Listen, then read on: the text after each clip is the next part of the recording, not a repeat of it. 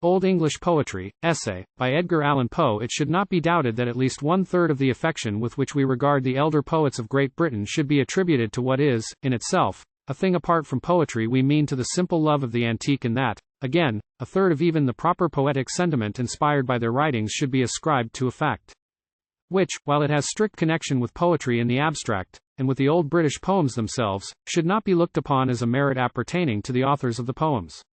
Almost every devout admirer of the old bards, if demanded his opinion of their productions, would mention vaguely, yet with perfect sincerity, a sense of dreamy, wild, indefinite, and he would perhaps say, indefinable delight. On being required to point out the source of this so shadowy pleasure, he would be apt to speak of the quaint in phraseology and in general handling. This quaintness is, in fact, a very powerful adjunct to ideality, but in the case in question it arises independently of the author's will, and is altogether apart from his intention. Words and their rhythm have varied. Verses which affect us today with a vivid delight, and which delight, in many instances, may be traced to the one source, quaintness, must have worn in the days of their construction, a very commonplace air. This is, of course, no argument against the poems now. We mean it only as against the poets through. There is a growing desire to overrate them. The Old English muse was frank, guileless, sincere, and although very learned, still learned without art. No general error evinces a more thorough confusion of ideas than the error of supposing Donne and Cowley metaphysical in the sense wherein Wordsworth and Coleridge are so. With the two former ethics were the end, with the two latter the means.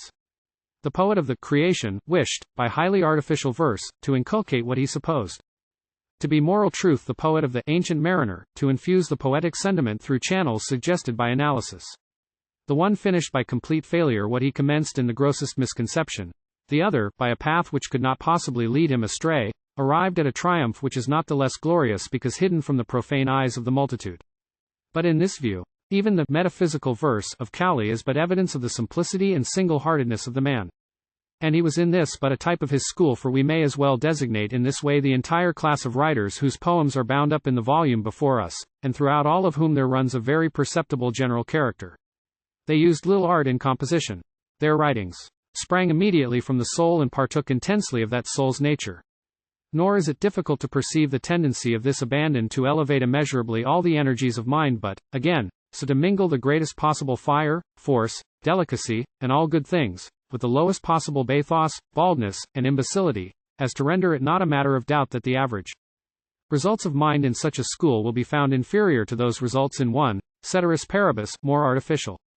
We cannot bring ourselves to believe that the selections of the Book of Gems are such as will impart to a poetical reader the clearest possible idea of the beauty of the school, but if the intention had been merely to show the school's character, the attempt might have been considered successful in the highest degree.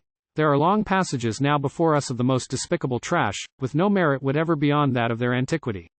The criticisms of the editor do not particularly please us. His enthusiasm is too general and too vivid not to be false. His opinion, for example, of Sir Henry Wotton's verses on the Queen of Bohemia, that there are few finer things in our language, is untenable and absurd. In such lines we can perceive not one of those higher attributes of poesy which belong to her in all circumstances and throughout all time. Here everything is art, nakedly or but awkwardly concealed. No prepossession for the mere antique, and in this case we can imagine no other prepossession, should induce us to dignify with the sacred name of poetry, a series, such as this, of elaborate and threadbare compliments, stitched, apparently, together, without fancy, without plausibility, and without even an attempt at adaptation.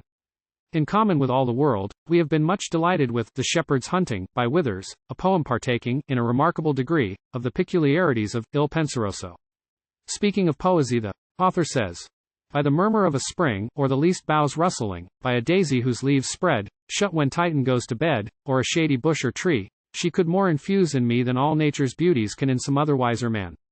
By her help I also now make this churlish place allow something that may sweeten gladness in the very gall of sadness, the dull lowness, the black shade, that these hanging vaults have made the strange music of the waves beating on these hollow caves, this black den which rocks emboss, overgrown with eldest moss, the rude portals that give light more to terror than delight, this my chamber of neglect walled about with disrespect. From all these and this dull air a fit object for despair, she hath taught me by her might to draw comfort and delight. But these lines, however good, do not bear with them much of the general character of the English antique. Something more of this will be found in Courbet's Farewell to the Fairies. We copy a portion of Marvell's Maiden Lamenting for Her Fawn, which we prefer not only as a specimen of the elder poets, but in itself as a beautiful poem, abounding in pathos, exquisitely delicate imagination and truthfulness to anything of its species. It is a wondrous thing how fleet 'twas on those little silver feet, with what a pretty skipping grace it oft would challenge me the race, and when had left me far away 'twould stay, and run again, and stay. For it was nimbler much than hinds, and trod as if on the four winds. I have a garden of my own, but so with roses overgrown, and lilies, that you would it guess to be a little wilderness, and all the springtime of the year it only loved to be there. Among the beds of lilies I have sought it oft where it should lie, yet could not, till itself would rise, find it, although before mine eyes. For in the flaxen lilies shade it like a bank of lilies laid. Upon the roses it would feed until its lips even seemed to bleed, and then to me 'twould boldly trip, and print those roses on my lip, but all its chief delight was still with roses thus itself to fill, and its pure virgin limbs to fold in whitest sheets of lilies cold. Had it lived long, it would have been lilies without, roses within.